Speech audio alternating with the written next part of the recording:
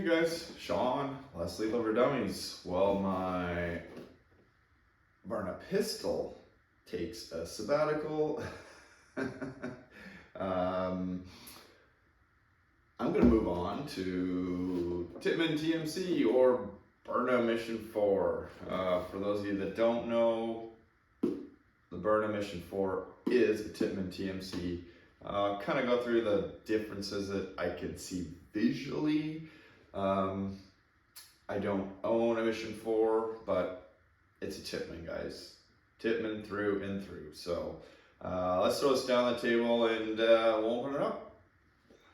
All right, so as you can see, Tippmann TMC, and this is the elite version. The elite version means it has set up from the factory for air through stock. The regular TMC version, the non-elite, the air, it comes through the pistol grip, and you can actually convert either or.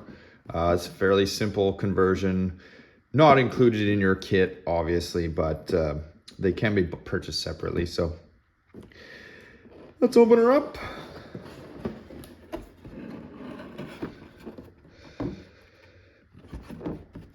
Okay, well, oops. I don't know if this box is going to stay open. Manuals. Don't really need those. Nobody uses those. Barrel plug or barrel squeegee, barrel cover. Allen keys in there. And a little bit of, looks like silicone oil. It says mineral oil, actually. Good for your burner.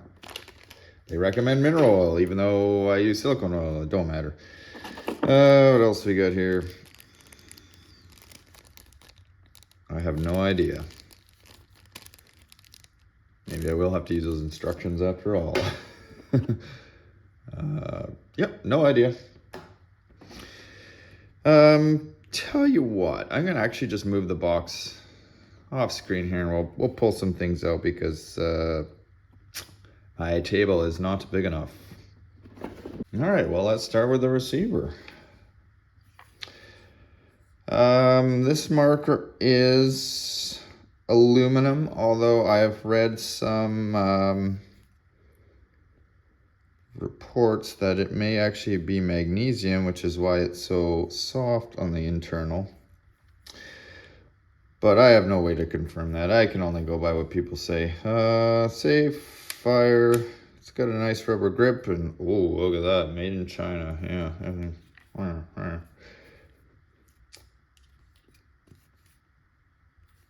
All right. Plastic non-flip-up sight.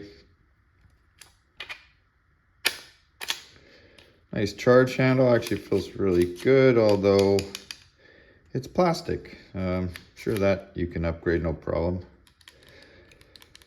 It is a trigger safety. Mag release. And there's your ASA. So the biggest difference, at least the only difference that I can detect a TMC from a Mission 4 is the Mission 4 has a slide check on off here. And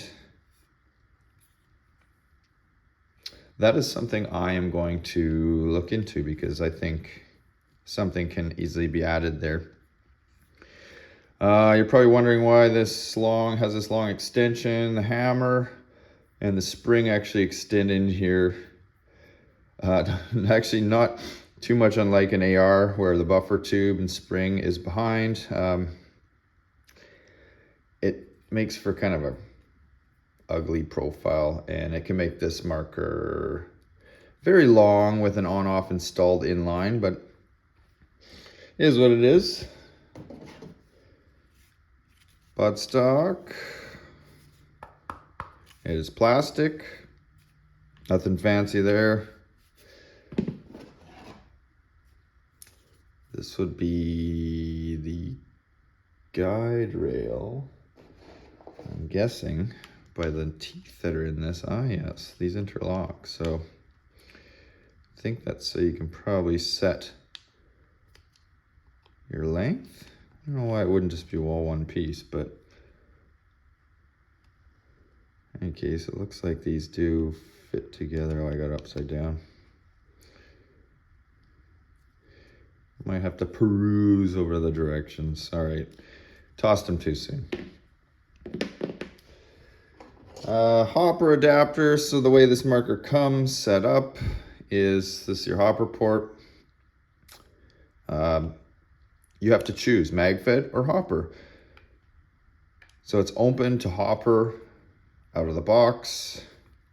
There should be another one in here. And yes, here is the MagFed door with the detent installed. That's interesting how it's in there. I don't even know how you get that out yet.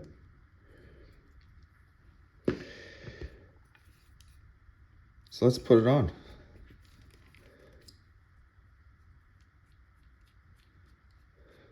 So you unscrew this knob.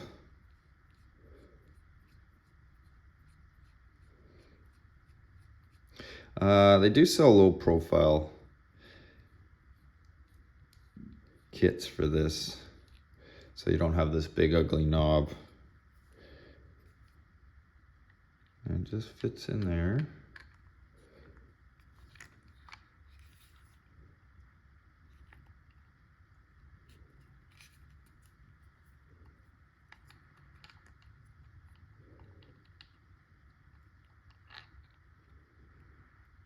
Yeah, just like that.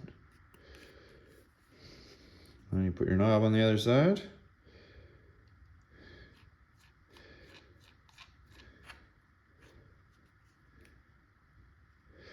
And away you go. MagFed it is. Was it gonna be any other way? Well, probably gonna try the hopper at some point. Let's go with magazines next. You know what I really like about this?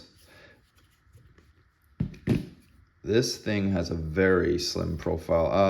I used to have a T15 in my early LL days, and I spent a lot of time and money on it, and I pushed it to about 28 joules, but it was struggling hard, and it was very inconsistent. First strike parts are hard to get right now. They were even hard to get back then. The full auto kit for the T15 is pretty much a collector's item at this point, unless you're willing to pay. But in any case, yeah, the T15 has a very skinny profile, and this TMC has the exact same profile, aside from, you know, some of this uglier stuff like the knobs. Forward assist is non-functional. It wasn't on the T15 either, although you could push it on the T15 and it sounded like it was functional, but all the detail in this is molded in. So nothing is functional besides your charge handle and your mag release. Yeah, so I got distracted again. Magazine. This thing is slim. Do I have a...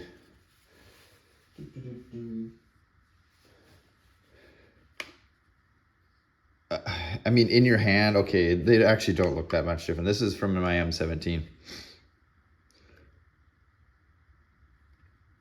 But this feels a lot slimmer in your hand to hold than this guy. And it is 68 cal. TMC is round ball only, as you can see. There is no shaped port here. Can it be made to shoot shaped projectiles? Yes, it can actually, but it takes a little bit of Dremel work and obviously modifications to the magazines, but most people aren't running these when they do the FSR conversion. They are running T15 mags or any other mags other than these particular ones. But These have a winder in them. What does it say here on the side? Stage 2. Pull down and hold to insert. 68 caliber walls. Stage 1. To load, turn clockwise until stop. Okay, so because it's got a winder, you have to wind before you insert projectiles. If you don't, what happens is you're just pushing the follower down and not winding the cable up, which is a big problem in the M17 as well, and will cause jams. So wind your mags. And then it looks like it says stage 2. Pull down. Oh, I see. So you don't squish your paintballs. That's kind of nifty. So you're not forcing them through the release there. Huh. How do you release this thing? Imagine. I'm just going to put my finger in there. You should never just be releasing your mag to free air. All right.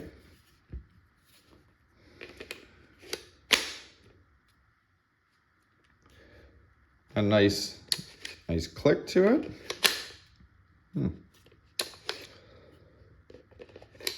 Very cool.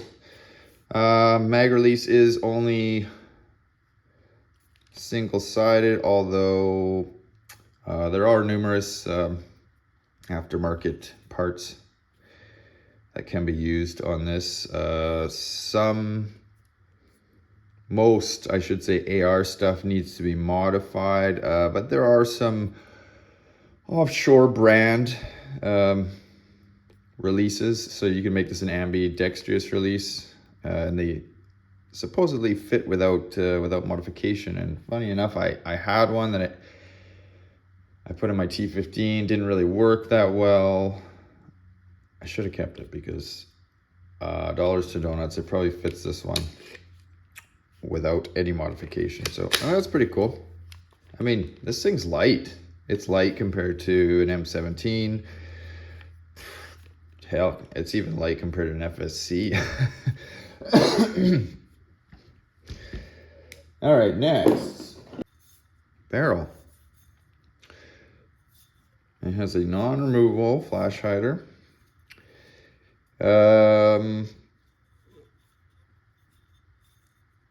Community says this is a 0.69. It is a smooth bore. And I believe it's 12 inches.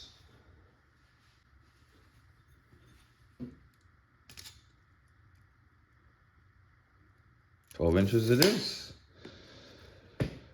So this is probably one of the first things that gets upgraded. But not yet. We're just gonna unbox it. And we'll fire off some rounds in another video here. Handguard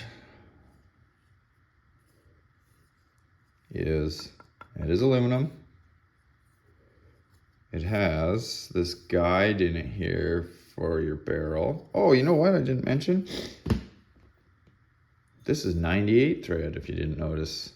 Been a long time since I had a marker with 98 thread on. It's got a little O-ring there on the bottom too, to stop from unwinding itself.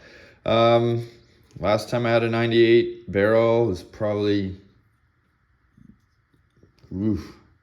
late 90s, when I actually maybe played paintball with a 98. So way before my less lethal days. Sort of like a Acme thread. You know, back then I didn't pay much attention to that stuff at all. So we'll see how that holds up. Something new. These barrels are fairly common, so shouldn't be a problem getting another one. Yeah, the handguard, yeah, is aluminum. It's got a sort of a centering guide there, I guess, probably so you don't have barrel wobble. Non-flip up sight. And this is how it interlocks with the marker. So you can see this is a clamshell style marker. and it clicks in like this. So what I have to do to get that in there is remove this screw here. And it is just a standard Allen key. Probably use Allen key from the box there, but I have my Byrna here. Should be Imperial. TIPX is Imperial, so this should be the same.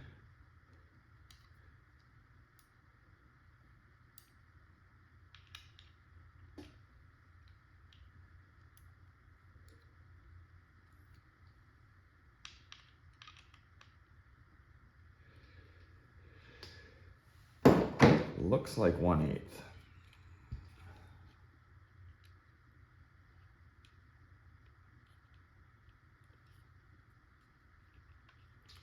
One-eighth it is.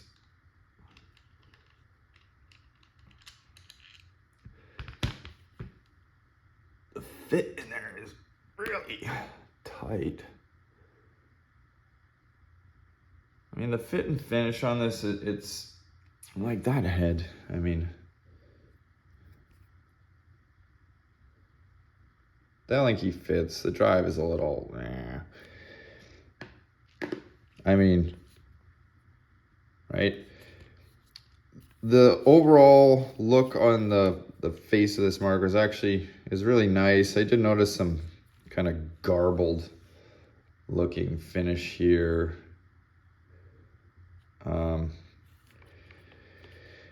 Having not ever owned one of these, I've read that the finish doesn't last too well on this. It's not very durable.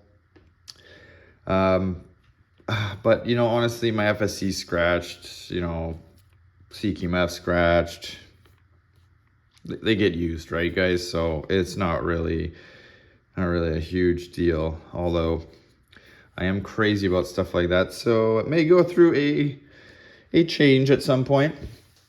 Okay, so we move that Allen screw. There is a nut on the back side. So make sure you don't lose that. I think all we do is stuff this thing in here. So it doesn't take a standard AR barrel nut, although I have seen people actually thread this. I believe this diameter here is actually, what is it, 1 1/8 or 1 3/16 or something. I can't recall off the top of my head, but they just literally put a die on that, threaded it, and they're able to put a regular barrel nut on. So I don't know if I'm gonna go that far, we'll see. But this is how this one goes together. Locks in like that.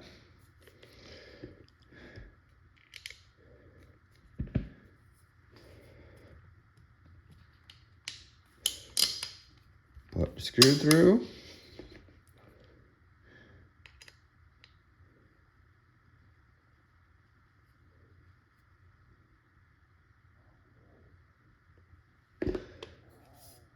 That's it. It makes for a fairly secure. There's a little bit of wobble there, guys. But yeah, not too bad. All right, let's load that barrel in there. When I see these O-rings on the end, I usually just put a little bit of lube on them. That may actually affect it might reduce its locking ability. So right now it's kind of gummy, and I think it's probably meant to hang on a little bit there, but nah. So what I do,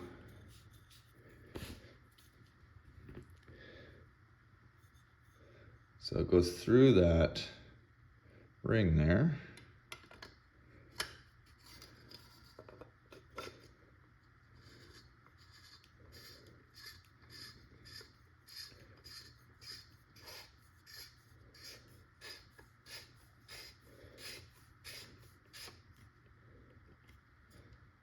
Oh, look at that. Now actually the handguard is very secure. So it's like these two are made to go together.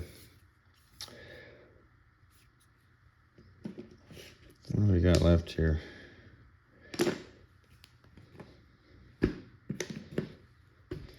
What else did I miss in the box here, guys? So you get another mag. So you get 2 magazines. And you get this little dummy mag. And I say dummy because it's a dummy. It's meant to go with your hopper adapter. And it has a detent on it there. Thing to stop that ball from just rolling out your barrel. So the detent, you can see how it kind of be there. So they sell, the TMC has been around forever, guys. There are all kinds of accessories for this guy. A lock bolt is one. A lock bolt fits, it replaces this cover, and what happens is when you fire and your mag's empty, it locks the bolt, so you don't continue just dry firing. It's something that I've tried in my M17. The M17 has a very heavy bolt and is capable of a lot higher velocity, and it literally sheared off